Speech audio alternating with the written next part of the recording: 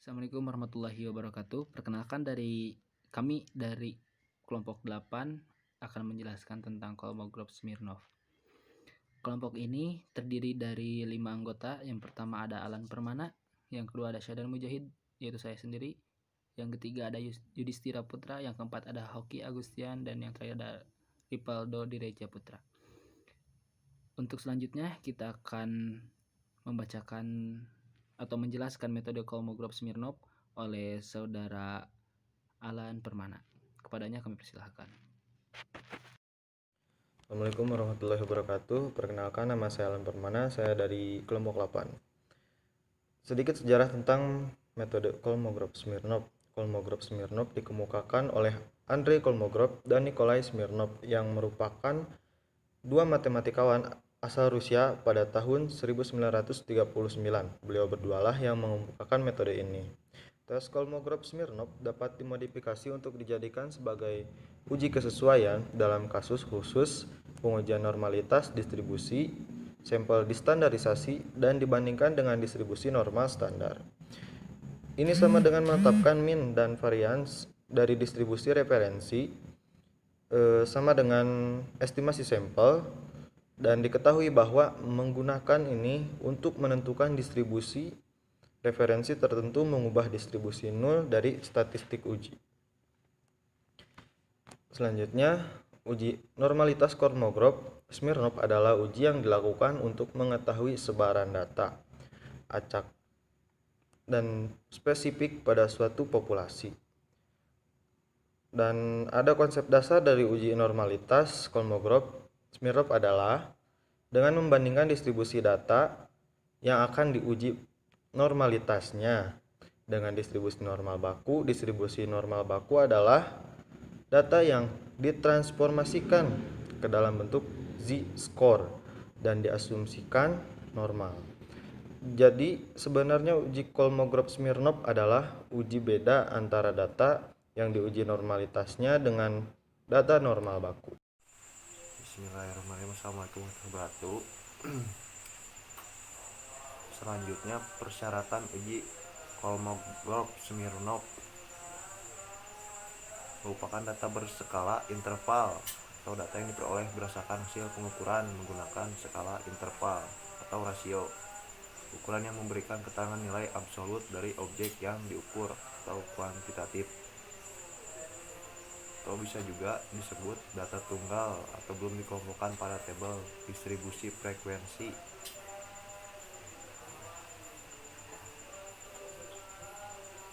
Seterusnya merupakan prosedur pengujian normalitas data. Yang pertama, merumuskan formulasi hipotesis dibagi menjadi dua bagian. Yang A, H0. H0 ialah data berasal dari populasi yang berdistribusi normal. Yang B, HA, data berasal dari populasi yang tidak berdistribusi normal. Mungkin sekian dari saya, Yudhistira Putra. Terima kasih. Assalamualaikum warahmatullahi wabarakatuh. Terima kasih. Poin kedua, menentukan nilai Z, Ft, Fs, dan Ftfs dengan menggunakan tabel perhitungan uji Kolmogorov-Smirnov. Di kolom tabel pertama ada X, dan keterangan dari X ini data diurutkan dari yang terkecil sampai yang terbesar. Dan di kolom kedua ada F atau frekuensi.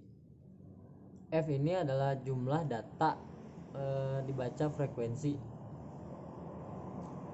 Dan di kolom ketiga ada Fcom.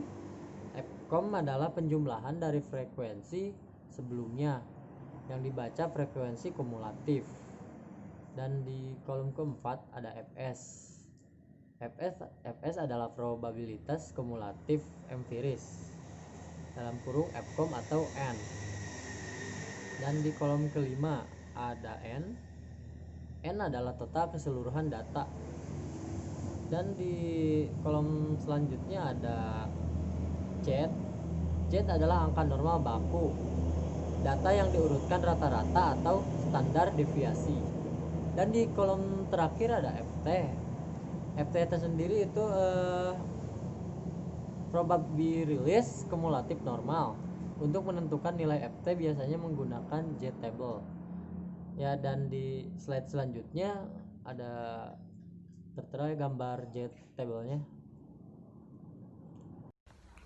Signifikansi Kolmogorov-Smirnov yaitu terdiri dari A. Jika nilai terbesar Ft minus Fs dibandingkan nilai T K minus S, maka HO diterima data berdistribusi normal. Dan yang B, jika nilai terbesar Ft Fs, maka nilai tabel Ks, maka HO ditolak data tidak berdistribusi normal. Dan yang selanjutnya, untuk mendapatkan nilai Kolmogorov, nilai tabel Kolmogorov-Smirnov ada tertera di tabel di atas, dan rumusnya adalah tabel KS sama dengan KS AN, atau A sama dengan 1/5% dan N sama dengan jumlah data. Bismillahirrahmanirrahim. Saya di sini akan melanjutkan tentang ke contoh soal. Suatu penelitian tentang berat badan peserta pelatihan kebugaran fisik jasmani dengan sampel sebanyak 27 orang diambil secara random, didapatkan data sebagai berikut. 78,98,95,90, 78,80,80,82,73,74,75,76,77,78,79,78,80,85,86,87,88,90,91,92,93,94,95,96,97,98,99,100,000,000, 7 kg. Selidikilah dengan alfa sama dengan 5%. Apakah data tersebut di atas diambil dari populasi yang berdistribusi normal? Jawab H0. Tidak. Beda dengan populasi normal. H1. Beda dengan populasi normal. Alfa 0,05. Di sini sudah tertera tabelnya. Bisa dilihat tabelnya di sini ada hasilnya dari 67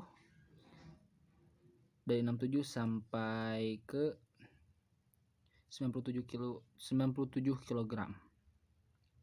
Ada hasilnya dari 67 dari XI Z sama dengan XI min X per S.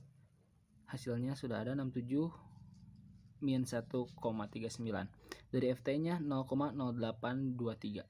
Dari FS nya 0,0740. Dari FT min Fs nya 0,0083 sampai ke 97 kg sudah tertera dalam tabel ini, bisa dilihat. Statistik uji D sama dengan maksimal Ft min Fs sama dengan 1,440. Kriteria uji tolak H0 jika D maksimal lebih besar daripada D table. Diterima dalam hal lainnya dengan alfa sama dengan 0,05 dan N sama dengan 27. Kita lihat lagi kesimpulan dari tabel tersebut. Karena D maksimal sama dengan 0, 1440 lebih kecil daripada D table sama dengan 0,2540, jadi H0 diterima.